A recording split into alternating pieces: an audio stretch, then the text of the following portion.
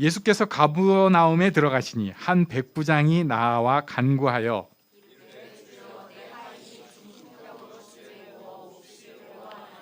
이르시되 내가 가서 고쳐주리라.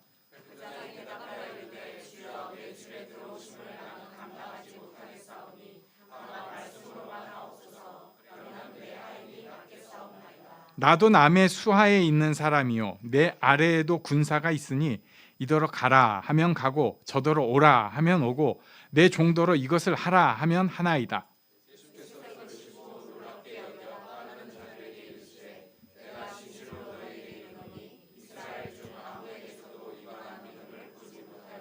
또 너희에게 이르노니 동서로부터 많은 사람이 이르러 아브라함과 이삭과 야곱과 함께 천국에 앉으려니와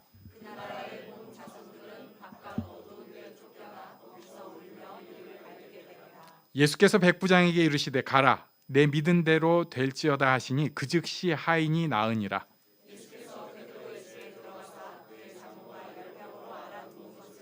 함께 읽습니다.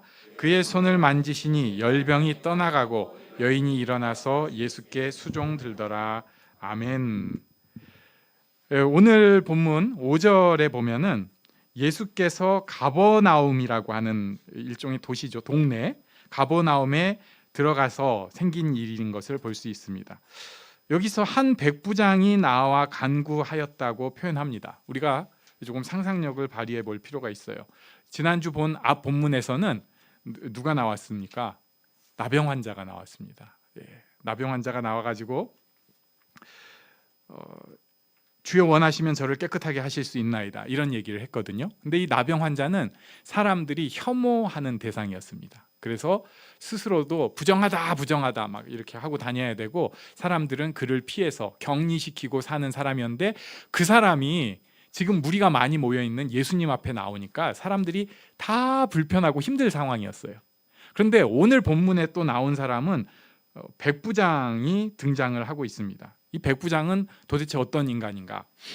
일단 우리가 신약 성경에서 나오는 백부장은 주로 로마의 백부장이다 이렇게 생각을 할 수 있습니다. 백부장은 어떤 존재냐면은 부하가 100명이다 쉽게 말하면 부하가 100명이라서 백부장입니다. 그런데 실제로는 백부장이 아니고 그러니까 숫자가 50명 정도가 돼도 백부장 역할을 하는 게 있었고 이것은 오늘날로 치면은 우리나라 군대 구조로 보면은 뭐 소대장 정도의 위치. 그러니까 실무 물론 요즘은 이제 분대 단위로도 싸움이 전투가 일어나지만은 그 실무 전투 가장 현장 책임자, 실무 전투 가장 현장 책임자, 제일 칼을 많이 쓰는 그런 사람이라고 할 수 있어요. 그래서 일반 백성들, 그러니까 보통 사람들은 백부장 위의 사람을 볼 일도 거의 없습니다. 주로 병사들 보고 그 사람들 지휘하는 지휘관이 백부장인 거예요. 그리고 여기 지금 본문에 있는 이 백부장은 그럼 과연 로마군의 백부장인가 하는데 여기 가버나움에서 생긴 일이잖아요. 근데 가버나움은 헤롯 대왕 다음에 분봉왕들이 셋이 생겼는데 그 중에 한 놈은 너무 폭력 정치를 쓰다가 빌라도 총독 나오잖아요. 그렇게 로마 총독으로 교체가 돼버렸고 두 놈이 분봉왕으로 그러니까 지역 왕 정도로 지역 다스리는 왕으로 있었는데 그 중에 하나가 헤롯 안티파스라는 사람인데 이 사람이 여기 가버나움 지역을 다스렸다고 역사적으로 돼 있습니다. 그래서 여기에 있는 백부장은 아마도 헤롯 안티파스가 고용한 용병 백부장이 아니겠는가 이렇게 학자들이 추정을 하고 있습니다. 뭐 정확하게는 알 수가 없죠. 로마 백부장도 여기에 뭐 정찰 탐험대로서 올 수 있는 상황이니까 아무튼 이 백부장이 지금 나온 거예요. 근데 우리는 군인들 길거리에서 보면 어떻게 보실까요? 우리가 주로 보는 사람들은 사병이니까 아 짠하다. 계급장 슬쩍 보면서 아직도 많이 남았네. 아니면은 아이고 거의 끝났구나. 뭐 이런 생각을 할 거예요. 또 자식이 군대 가거나 하면은 더 애틋하게 보이기도 하고. 그리고 이제 우리가 군대랑 관계가 없어지고 나면은 어떤 사람들은 군인에 대해서 아이고 참 언제 저런 것들 없어져 뭐 이런 생각을 하는 사람도 생길 것이고, 어떤 사람은 아이고 그래도 뭐 하드라도 하나 사줘야 되나 더우니까, 이런 생각을 할 터인데, 당시에 백부장이 나타나면 어떤 생각이었을까? 별로 보고 싶지 않은 사람입니다. 이건 확실해요. 예. 로마 백부장이 됐던 헤롯 안티파스의 백부장이 됐던 이 사람들은 일단 무장을 한 사람이고, 그 무장이 아무 저해를 받지 않는 사람이에요. 그리고 여차에서 수틀리면 그 뒤에서 수십 명이, 뭐 적게는 50명, 100명이 이 사람을 호위하기 위해서 따라올 수 있는 사람이에요. 그리고 실제로 전투가 일어나면 이 사람 칼 끝에 어마어마한 사람들이 죽어나가는 그 칼을 부르는 사람입니다. 이 사람을 보고 누가 기분이 좋겠어요? 예. 멀리서 보면 돌아가고 싶은 사람입니다. 언제 나한테 시비 걸어가지고 뭐 이러면은 끌려가야 돼요. 뭐 짐 들어 하면 들고 면리 가라고 하면 가야 되는 그런 존재입니다. 그래가지고 아주 불편한 사람인데 이 사람이 예수님 앞에 나온 거예요. 그래가지고 제가 뭐 예수님 제자들은 저보다 믿음이 훨씬 좋아서 그러지 않을 수 있지만, 제가 예수님의 제자였다면 속으로 이랬을 것 같아요. 아이고, 아까는 나병 환자더니 이제는 백부장이냐? 예수님이랑 있으면 도대체 누구까지 같이 봐야 될까? 이럴 수 있는 유쾌하지 않은 그런 상황의 사람이었다고 볼 수 있습니다. 자, 그런데 이 사람이 한 얘기가 6절입니다. 우리 6절을 같이 읽어보겠습니다. 6절 시작. 이르되 주여 내 하인이 중풍병으로 집에 누워 몹시 괴로워하나이다. 중풍병으로 집에 누워 몹시 괴로워하나이다. 솔직한 고백이에요. 그리고 이 고백은 그냥 여기서 끝, 괴로워하나이다 이게 아니고요. 우리가 행간이라는 게 있잖아요.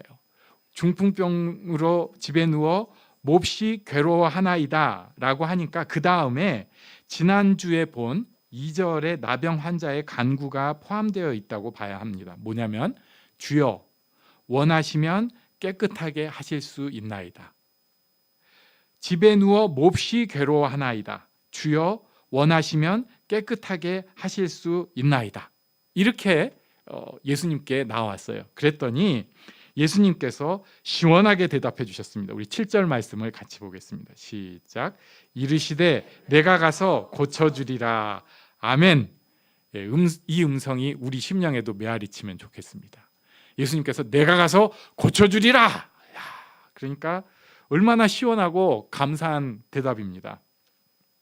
그런데 백부장이 뭐라고 거기에 대해서 답을 합니다. 예수님께서 시원하게 내가 가서 고쳐주리라 이러셨는데 백부장이 뭐라 답을 했더니 예수님께서 그 백부장의 이 답에 대해서 반응을 하신 것이 10절인데 우리가 먼저 이 10절을 봐야겠습니다. 10절 같이 읽습니다. 시작. 예수께서 들으시고 놀랍게 여겨 따르는 자들에게 이르시되 내가 진실로 너희에게 이르노니 이스라엘 중 아무에게서도 이만한 믿음을 보지 못하였노라. 아멘. 예수님께서 들으시고 놀랍게 여겼어요. 진실로 너희에게 이르노니 이스라엘 중 아무에게서도 이만한 믿음을 보지 못하였다. 깜짝 놀라셨습니다. 도대체 이 백부장이 뭐라고 했길래 예수님께서 이 정도로 어떻게 보면 극찬의 표현, 예수님께서 막 놀라실 정도의 이 대답을 백부장이 했는가? 그게 이제 8절, 9절이죠. 8절에 보면은 백부장이 이렇게 대답을 합니다. 주여, 내 집에 들어오심을 나는 감당하지 못하겠사오니 다만 말씀으로만 하옵소서. 그러면 내 하인이 낫겠사옵나이다. 자, 이렇게 대답을 했어요. 이게 일반적으로 사람들이 이 8절에 좀 포인트를 많이 두기도 합니다. 왜 예수님이 자기 집에 들어오심을 감당하지 못하겠다고 했을까?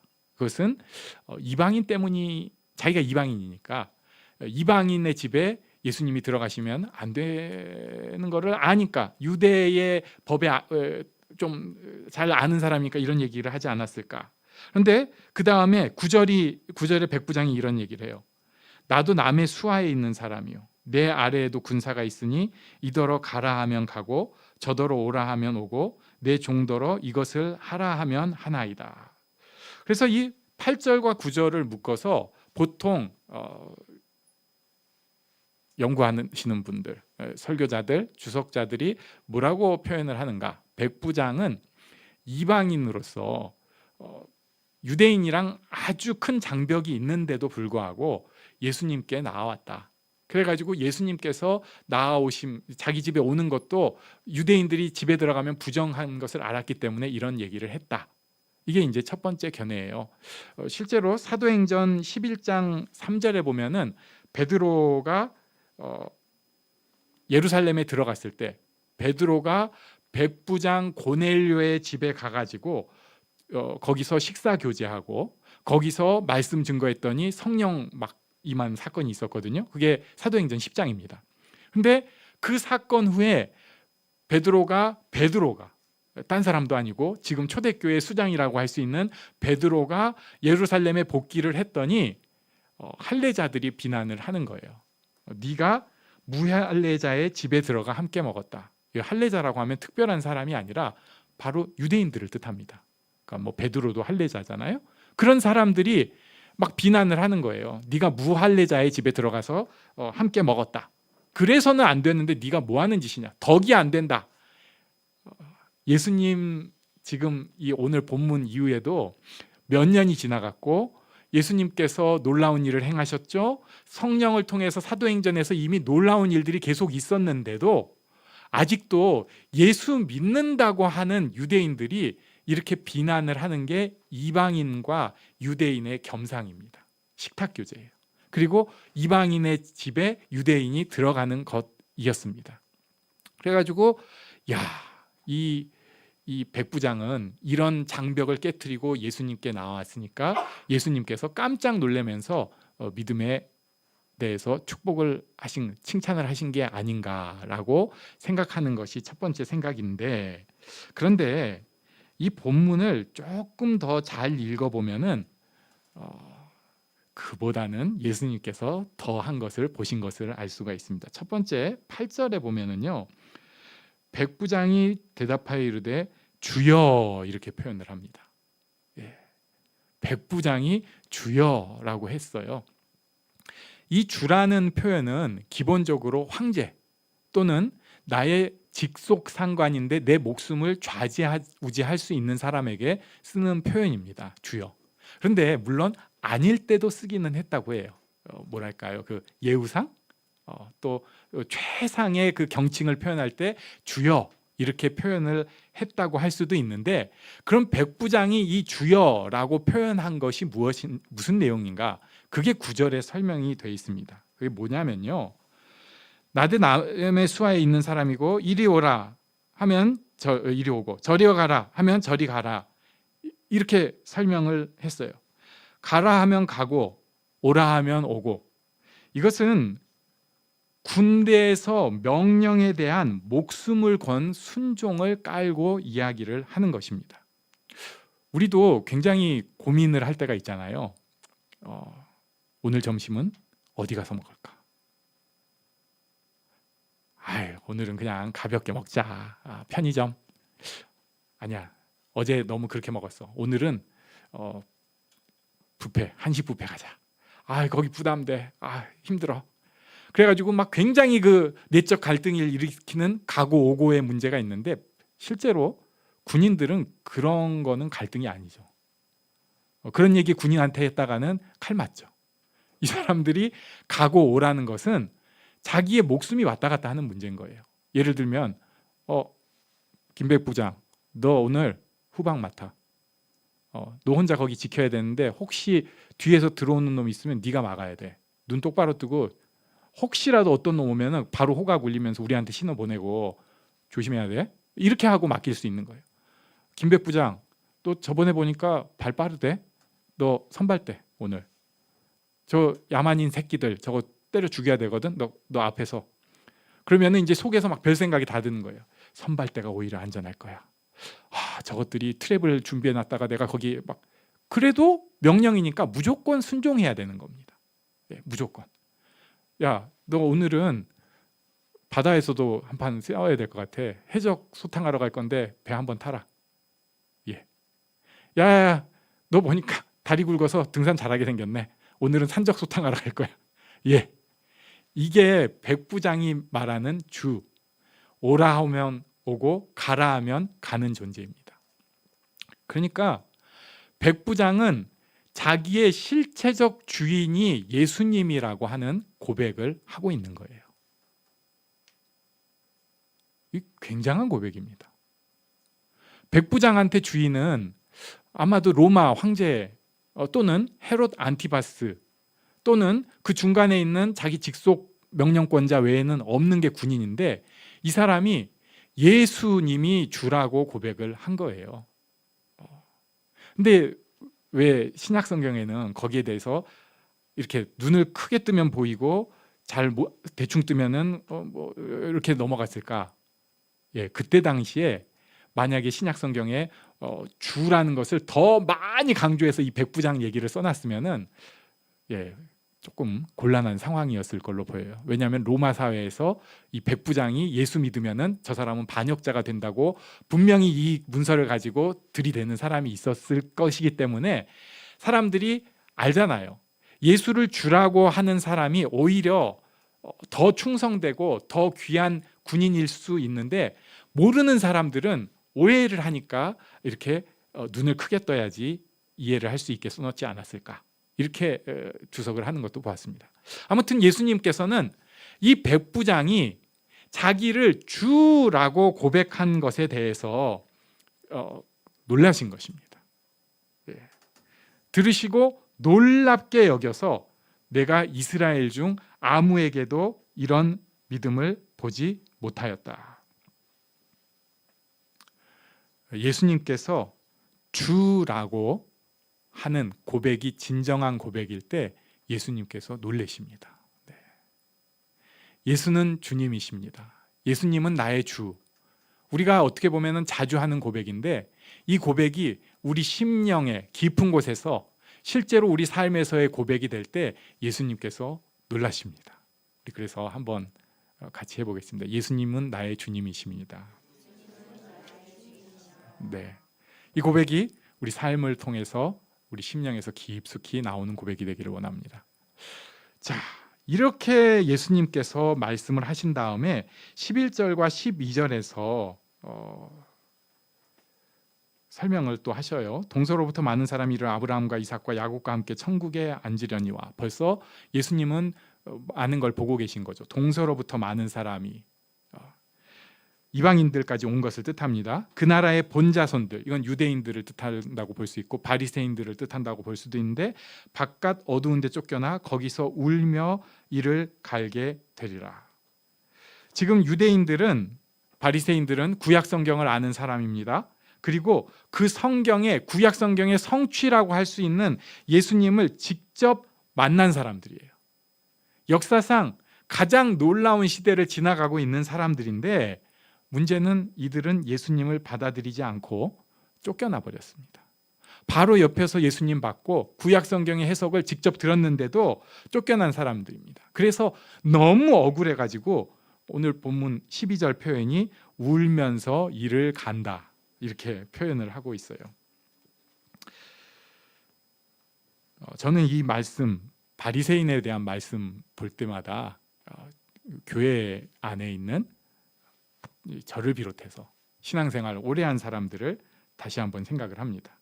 교회 안에서도 복음을 받아들이지 못하고 그리고 세상으로 흔들거리는 사람이 분명히 있어요. 바로 예수님의 구원이 옆에 있는데 결국은 그것을 무시하고 세상이 주인이다, 돈이 주인이다, 상식이 주인이다. 저는 이런 게 잘못됐다는 게 아니에요. 그런데 주인이라는 고백으로 신앙생활하면서 떠나가 버린 사람들이 있습니다. 다시 돌아올지라도 그 사람이 그때 내가 흔들렸을 때를 생각하면 이럴 거예요. 울면서 이를 갈면서 내가 그때 왜 그랬을까? 내 인생을 왜 이렇게 힘들게 스스로 만들었을까? 결국 이 백부장은 놀라운 응답을 받았습니다. 13절 우리 같이 읽겠습니다. 시작.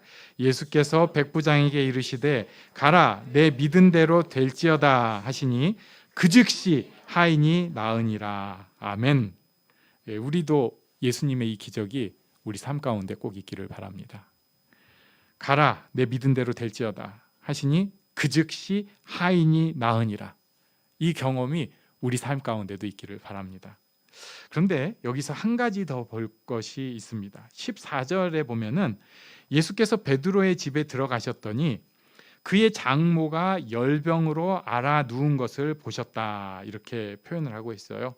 여기는 베드로의 집이라고 표현을 하고 있고 장모가 열병으로 앓아 누웠다고 돼 있는데 교회의 구전, 전승을 보면은 이 집이 베드로의 집이 아니라 베드로 장모의 집이라고 알려져 있습니다. 그런데 문제는 지금 성지순례라고 이 가버나움 쪽에 가면은 베드로 장모의 집을 기념으로 지어놨어요. 그 교회, 기념교회.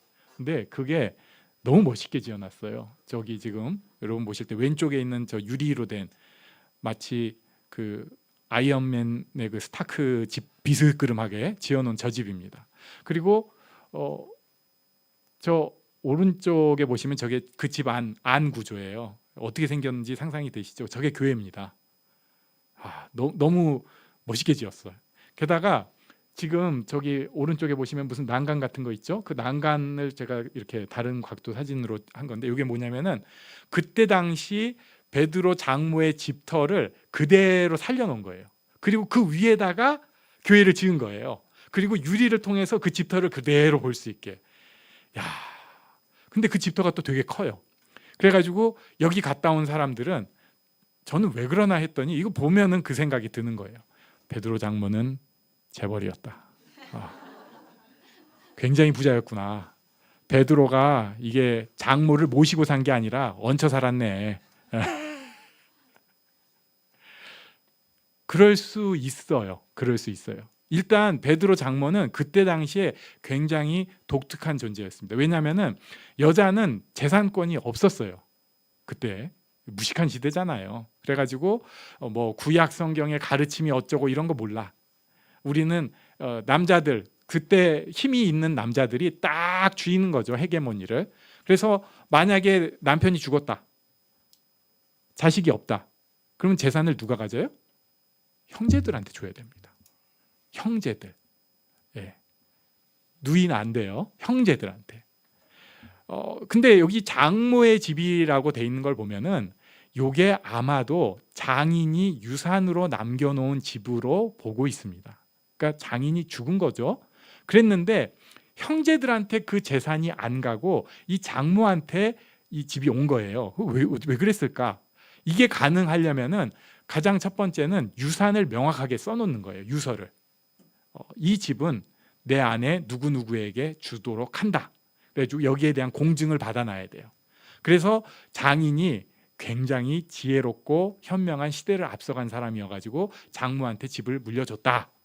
또는 이 베드로 장인, 이제 여기 성경에 나오지도 않는 그 사람의 형제들이 아마도 굉장히 배려심이 있는 사람이고 집안이 되게 좋은 집인 거예요. 그래가지고 아유, 우리 뭐 형수 또는 우리 제수 길거리에서 불쌍하게 살지 못하게 집 주도록 하자. 그래가지고 자기 몫으로 모인 재산을 장모에게 주었을, 말도 안 되는, 요즘 재산 싸움 보면 그런 일은 저는 상상도 안 되는 꿈 같은 얘기 같은데, 아마도 어쨌든 본문의 내용을 보면은 이 장모는 분명히 어떤 이유에서든지 이 집을 자기가 소유를 한 사람이었습니다.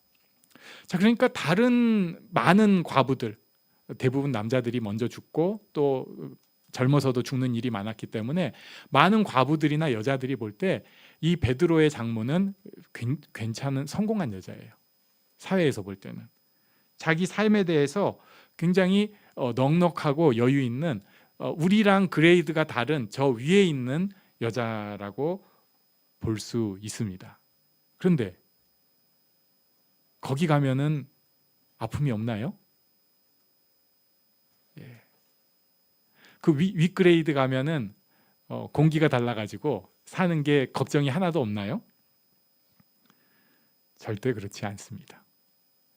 백부장도 나름 그때 당시에는 지금하고 다른 군인의 처우였기 때문에 잘 나가는 사람이에요.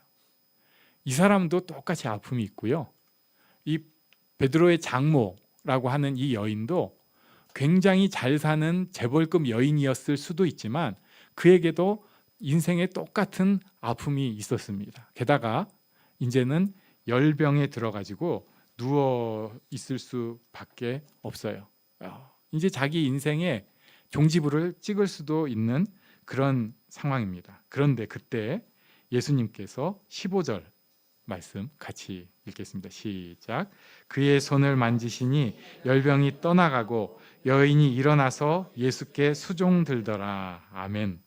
예수님께서 손을 만져주셨어요. 그랬더니 열병이 떠나갔습니다. 그리고 여인이 일어나서 예수님의 수종을 들었습니다. 어떻게 보면은 그냥 살던 여인인데 이 사람이 열병을 겪고 거기서 일어나고 나니까 예수님께 수종드는 놀라운 축복을 누리게 된 거예요.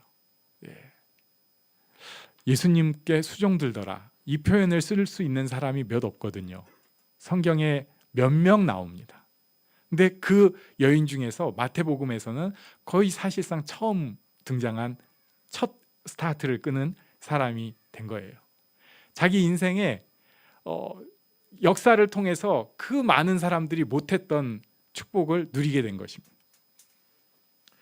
남보기에 좋은 인생이 아니고 이제는 하나님 앞에서 의미 있는 인생을 사는 경험을 하게 된 것입니다. 남보기에 좋아 보여도 아무것도 아닌 nothing의 인생이 있고요. 남이 보기에 어떻든지 간에 하나님 앞에 놀라운 의미가 있는 인생이 있어요. 이 백부장은 오늘 그런 축복의 선언을 받았습니다. 이런 거 본 적이 없다. 이런 거 본 적이 없다. 그리고 여기 베드로 장모는 예수님께 수종드는 축복을 누렸습니다. 다 하나님 앞에서 놀라운 의미를 가진 삶을 살아간 거예요. 우리에게도 지금까지 살아온 인생이 있고요. 앞으로 살아갈 인생이 있습니다. 어떻게 보면은 굉장히 애쓰고 노력해서 지금까지 왔어요. 진짜 우여곡절이 꽤 많았는데 어떻게 하다 보니까 여기까지 왔습니다. 뭐 운이 좋았는지 하나님의 놀라운 축복인지 아무튼지 간에 왔어요.